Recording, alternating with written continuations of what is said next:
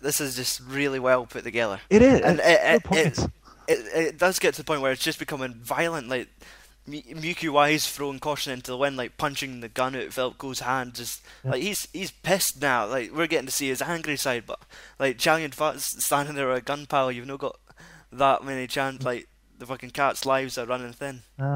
And it's for once like a role that Yunhua doesn't chew scenery, and it's one of those more reduced roles. It's not like Eastern Condos, Dragons Forever, Iceman Cometh like chewing. But it's also more akin to like On the Run in a way, because On the Run was this very violent noir type thriller. I think Yunhua gets his hands cut off or something. Really violent, and so it's great to see this side of Yunhua's action directing too. That he was capable of putting together something that you said, something really well put together.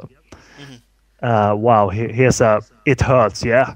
This is gonna hurt. It's incredibly shocking, this piece of violence. And again, remember the point we were in at the early in the movie? The fucking sex robot now being fucking mercy killed in a car park. Look it's like that guy.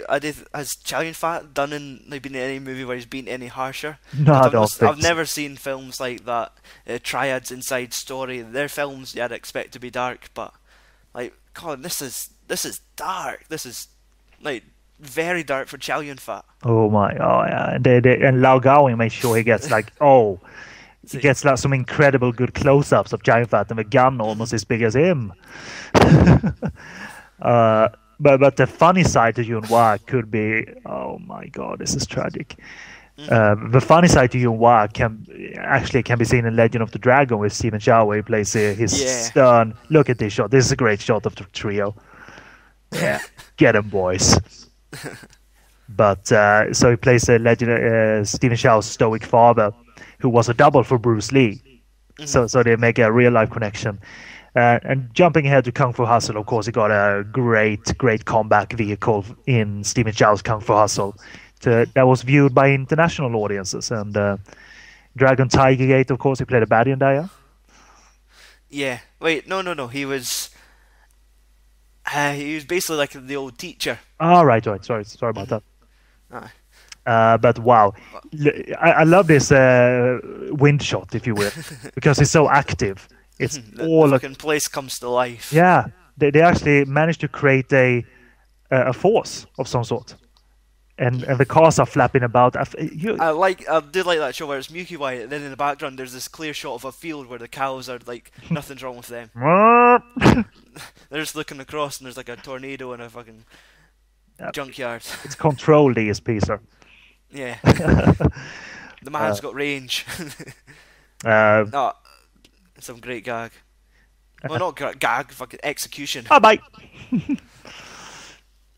I think Philip Ko gets a better death here because it's gory too. It is. It's so sinister. And it's like that shot where he can't escape.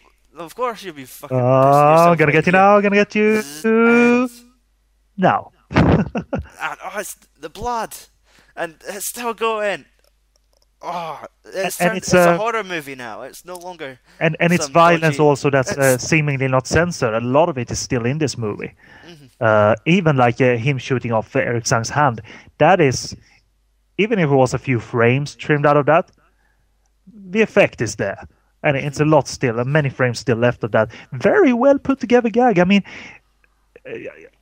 I don't think Yunhua was solely responsible for the car stunts and stuff, but the vision of at least two people, Lao Gao and Yunhua, on top of each other is insane. Yeah. In fact, it's like, it gives the impression of bouncing on tires, but surely there must have been some structure in the middle. Yeah, they actually used the environment they had here. It wasn't just a standing environment. This environment will move. This will move. And here's like the trailer has many of these shots with Chalian Fat, but not Mewtwo. So you think fucking Chalian Fat's getting haunted by cars? And you haven't seen that in movies in the middle of Chalian Fat's stardom either, and not before either. And there's a lot of what I like, again, on the theme of well put together, as you correctly pointed out. There's a very well done mix of stunt men, giant fat, and also dummies. Yeah, I just feel sorry for these poor bastards. Like, it's how many times could this kind of avoid like narrowly being mauled by a car? And it isn't CG. It's before those days. There is cars flying at these people, and basically it's like, do you want to eat food today? Well, you're going to have to fucking dodge this car if you want to feed your family. And correct, and Giant Fat is very active despite. It's not like that was a great dummy shot, by the way, when the car hit him. I looked at that 2-3 times, and it doesn't really look cheesy. It's that roll of the car as well. It's like if that dude's timing was any off, and they'd be in the memory at the end of this movie. Yeah, it's just an incredible turning point for the movie. Another incredible one, because you've been floored by the initial murder of Giant Fats that he performs, but it just continues to floor you. And here's my favorite scene of the whole movie: Giant Fat crushed by 2 cars, and another.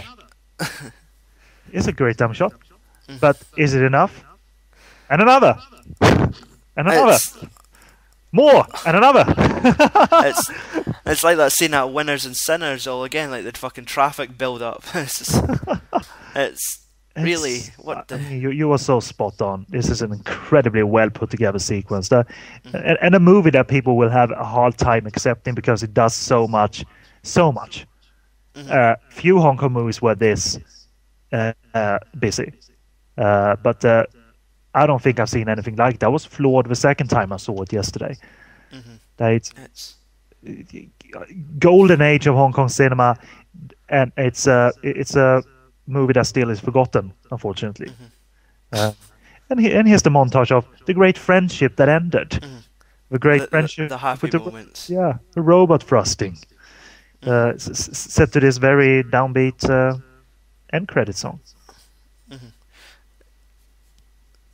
And I don't think the clock sponsor appeared as early as I thought initially. I thought it appeared more early in the credits, if it even appeared at all. Actually, I might confuse it with a lot of other movies that like has clock commercial at the very start of the credits. But yeah, do you like it, Stu? Do you like the movie as a movie? Yeah, it's like this is probably the 4th time of me watching it now, and I mean, really, it's you can't really get bored with this movie because it's like half a dozen movies in one. Yeah. Well, you can at a few points be bored, but still, because the pacing is off a few times, but still, it's I'm personally that kind of viewer that can. I find entertainment level in movies surprising me, even though it doesn't logically make sense to have comedy and violence this grave against each other. So that's my thought of it all. And I think it's a downright classic. Lau Gao-wing, I salute you. Fuck. And we salute you, Mr. Stuntman, as well. Righto.